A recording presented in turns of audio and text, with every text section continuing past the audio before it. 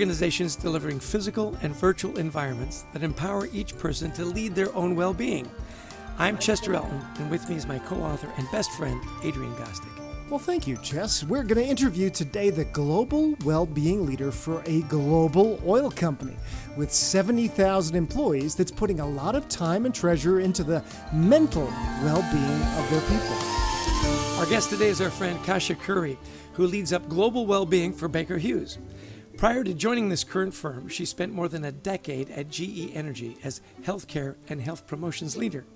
Kasia is dedicated to fostering environments that supports people to be at their best and true selves through an integrated approach to well-being, including physical, mental, purpose, social, safety, and security. We're delighted to have you on the show, Kasia. Welcome to our podcast. Thank you. Happy to be here. Well, I'm thrilled. Particularly, I spent early in my career 5 years in the oil and gas industry, and we weren't exactly known for being very touchy-feely. You know, it wasn't an industry that was known for that. So that's why I was thrilled to have you on the show today, Kasia. So take us first off through the mental health challenges your people have faced over the last few years and the solutions you've tried at Baker Hughes that have worked with really helping the well-being of your folks. Maybe also a couple of things you tried maybe that didn't work. So tell us your story over the last few years. Sure. So it's an interesting story because it actually starts, I'm going to start us back in 2017 when Baker Hughes kind of came together of two companies. And that was a big change right there. You can probably imagine just the change, the uncertainty, the mental health challenges for everyone. We then started doing our own transformation. And you mentioned the kind of traditional oil and gas company, and we're transforming, and we're still going through it, into an energy technology. We know that energy changes. We know that oil and gas is changing. We need to be innovative, but we also are looking for how to make sure we have clean and effective use of the traditional oil. So we're going through this transformation, and then the pandemic hits, right? And you can just imagine, I mean, we all lived it, so we know what we faced.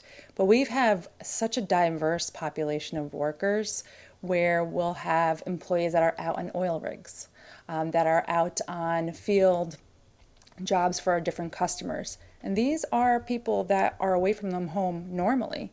And they are in that kind of rough and tough kind of role, if you will.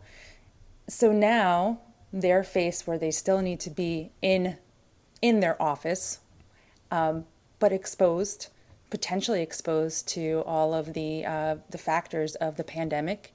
And in addition to that, with all the lockdowns and inability to travel away from family, from friends, from their social network, what sometimes used to be weeks at a time turned into months at a time, and in some cases over a year. And that isolation, that reduction from their social network really, really impacted their mental health.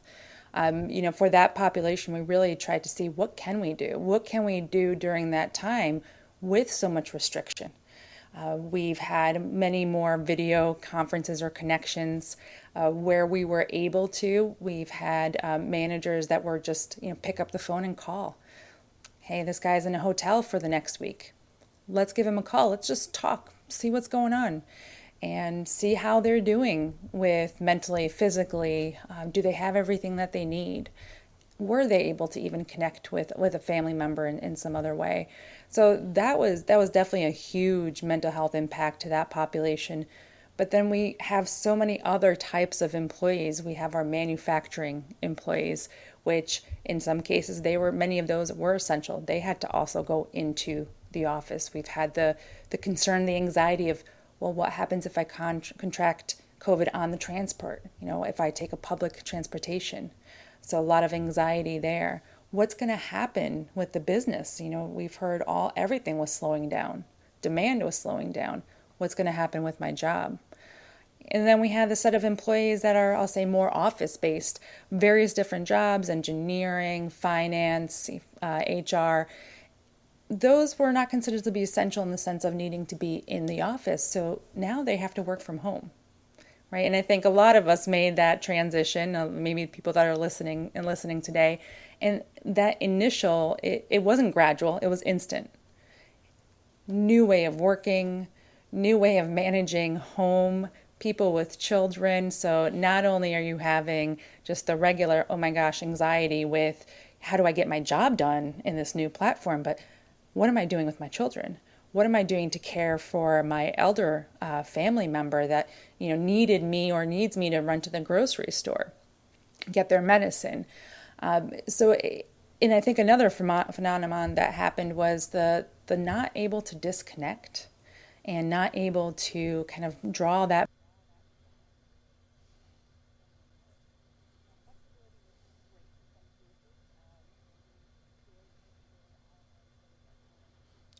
flexibility. So in some cases where people needed to do childcare or split their workday in shifts with a spouse, with another parent in the house, we allowed that. So that was wonderful for those individuals. But we also had people that were early in their career and just signed on with us. And now, instead of coming into an office and meeting colleagues,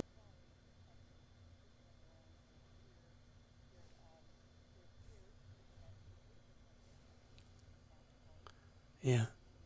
Yeah. roommate that they just met, again, that isolation, the unknown. So there was a lot of different challenges that we faced, that our employees faced. And you asked about what didn't work and what did. A lot of it worked, a lot of it didn't. It was a little bit of pull and Trial and push. error, right? Yeah, Yeah. and so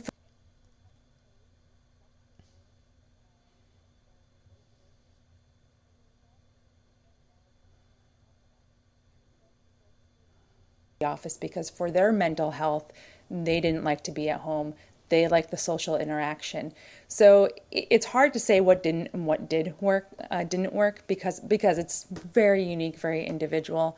I think one of the biggest things that I'll point out that we did at the start of the pandemic, and I think that is a huge value in going forward, is kind of the concept of authentic self, and that we are all people, regardless of our title, regardless of our role, we're people.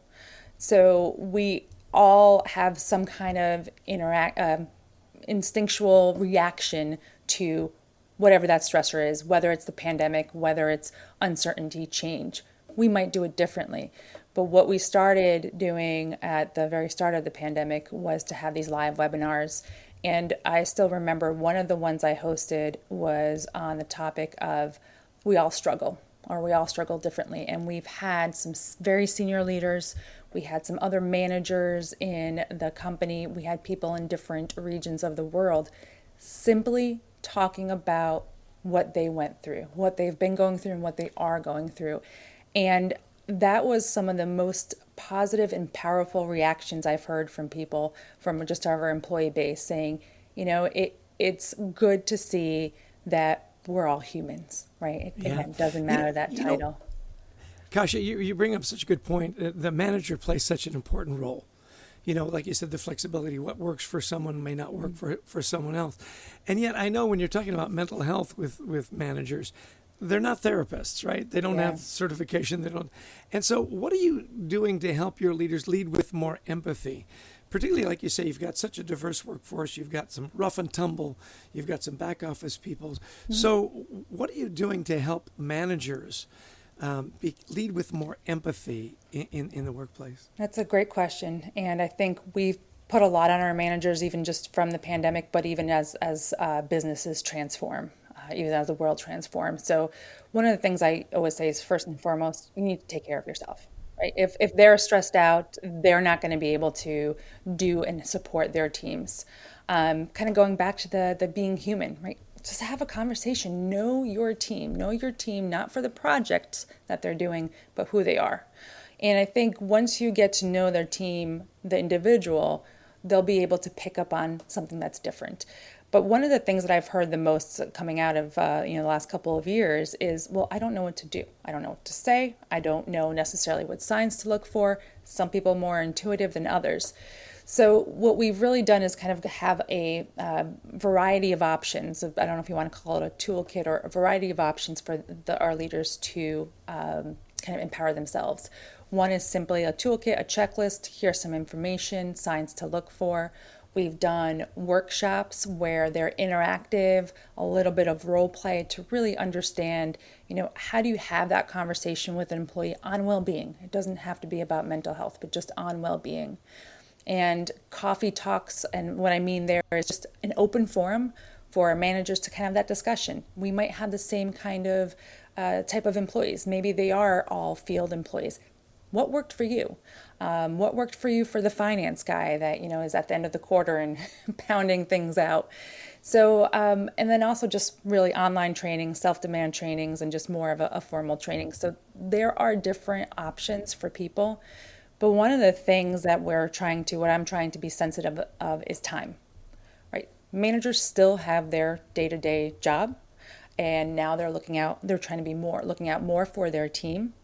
So how do we take some of those skills and being comfortable with it and integrate it into more of their day-to-day?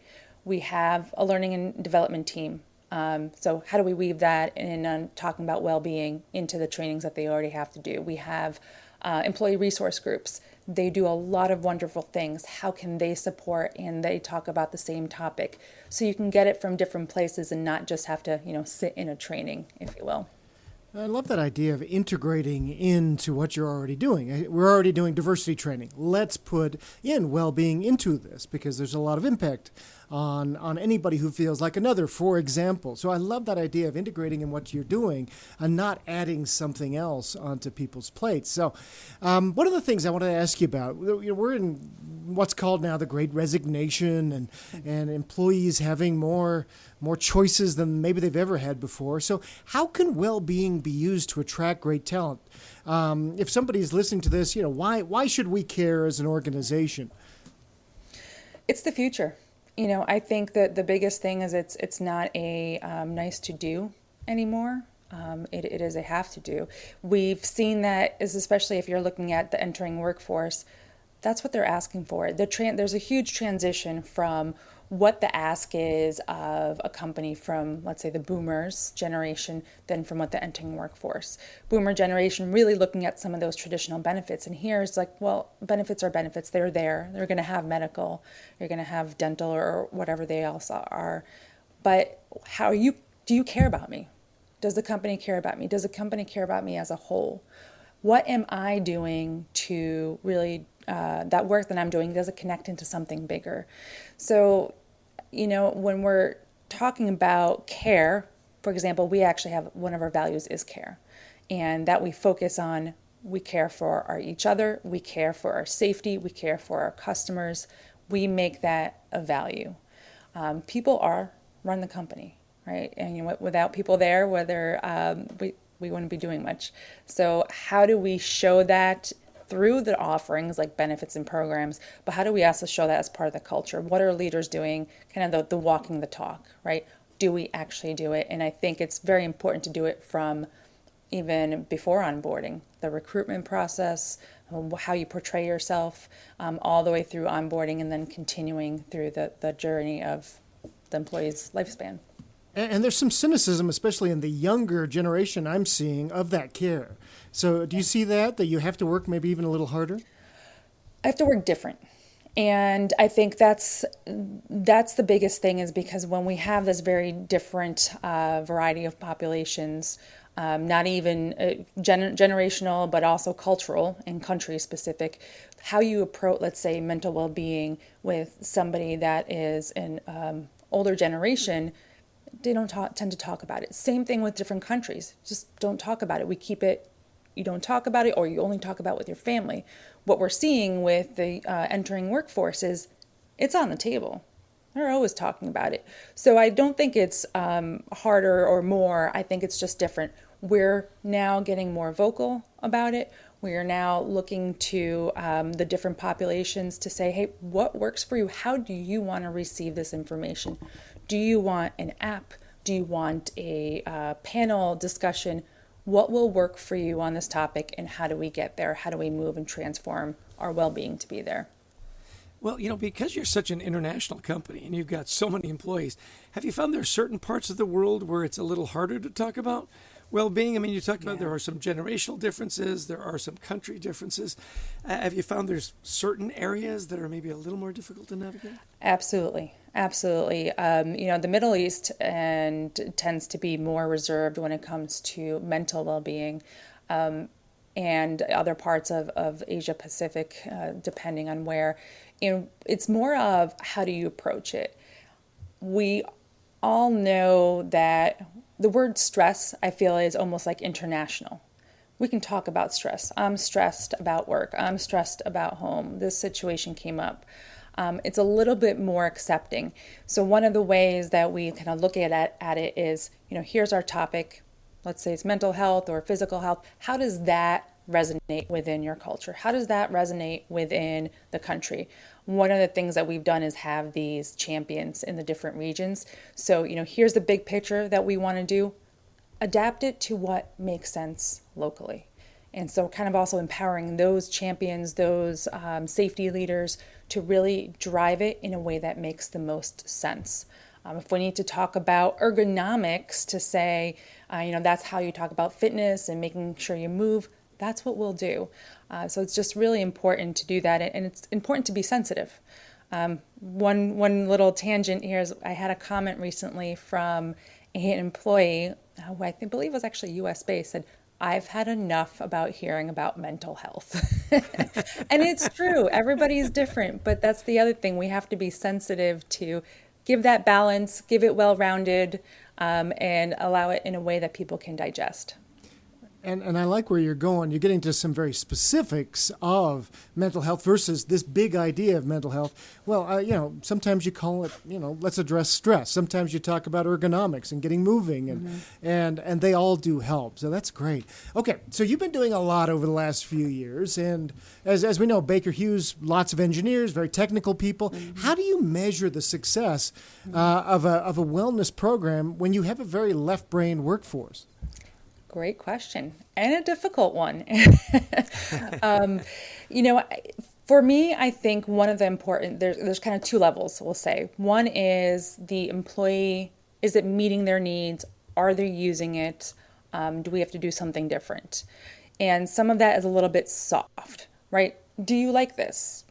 Is it satisfying? Versus more of the standard metrics where you have return on investment, are outcomes changing? Or do we have a decrease in claims for mental health? Do we have a decrease in claims for cardiovascular illnesses? So we can definitely use that. So I think it's a combination, to be honest. There are some things that we've put in place, actually, such as Headspace, where we've heard from our employee population that's something that they want. We did a pilot. It was overwhelmingly positive. They want it. How are we going to measure the actual impact of that? I don't know if we can actually get numbers, but people are enjoying it. People are using it. It gets the satisfaction. They feel that we care, and we do care. For other things, we can get some of those metrics. We can look at to see, are outcomes changing with different medications? Are we able to attract more talents in different populations that we're trying to address? So we have ways to kind of connect the well-being into those other metrics. It's not a clear line. I will say well-being is one of those things that's tough because it's not a clear line. We're also looking more recently on that full span, right, between onboarding and exiting.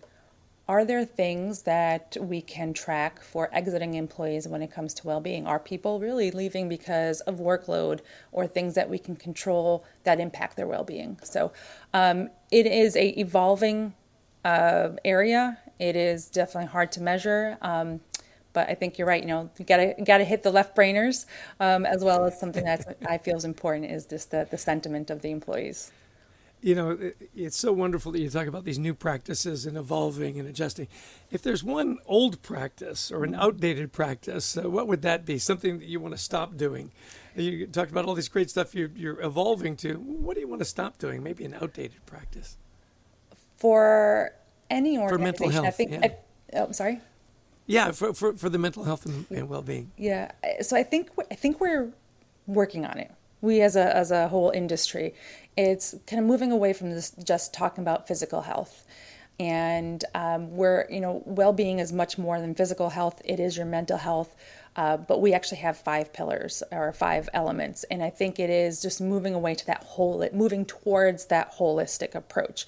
How does the fact of your purpose, individual purpose, am I contributing something? Do I feel valued in this company? How is my safety and security, and not just physical safety, but financial safety, which we've been hearing a lot more about, cyber safety. How does that play in? What are we doing for our connections or relationships? We've talked about that here, managers, employee resource groups. Do I feel connected to the workforce? So all of this movement, we're moving towards that. So it's kind of more away from that traditional thinking of the fruit in yoga, if you will. You put a bowl of yoga out, offer a fitness class, and you're done. Moving away from that, right? Moving towards this more holistic approach is really where I see things are going to be going, and wish everybody would go that way. Yeah. Well, let's see if the cobbler's kids here or have any shoes, and tell us about your daily practices, Kasia. So you are running Wellbeing for a huge organization. Pretty stressful job. How do you what's your daily practices to keep your mental fitness? So I have 2 kids, little kids, 5 and 7. I'll have to add that in because I do wake up early, sometimes at 5, and literally just to enjoy some quiet me time. And so that is when I have some coffee. I'll reflect on what's coming up. I will actually read a newspaper, but it's electronic. So I try to reduce the paper out there and get that me time in the morning to start the day. Throughout the day, I actually have blocked off focus time. And this could be to work on a project. Sometimes I've had back-to-back meetings, and I literally use that focus time to just focus on me. I'm like, okay, I need to recharge before I dive back into any work. And could be a walk, could be listening to some music, could be just kind of sitting in quiet. I'll be honest, I've tried meditation. I'm still working at it. It doesn't come naturally to me. So I try to do that. And then after work, I really try to have that boundary, right, to disconnect, put it away, and really give my attention to what's going on with my family. Hear how my kids' days went, how my husband's days went, just kind of sit there and listen and be present. And, there's the whole thing of exercise. So mentally fit, I need to get some kind of nature walk or some kind of exercise. It might not be every day, but most of the days during the week. That really helps to kind of refresh my mind, refresh my body. So those are the couple things that I do. Good for you. I'm with you on that meditation thing. I've got this meditation app, and I go, 10 minutes? That's like forever. It does. It does feel like forever. Hey, so much great information and really a lot. So if you were to say, look, these are the 1 or 2 things I hope people will take away from the conversation, what might those 1 or 2 things be?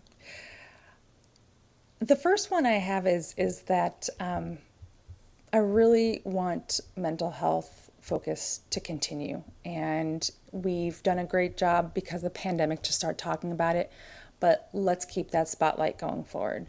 Let's see that whatever your comfort zone is, just keep it going. Let's not try to regress on that one. And then one size doesn't fit all. So kind of as you asked me earlier, what worked, what didn't.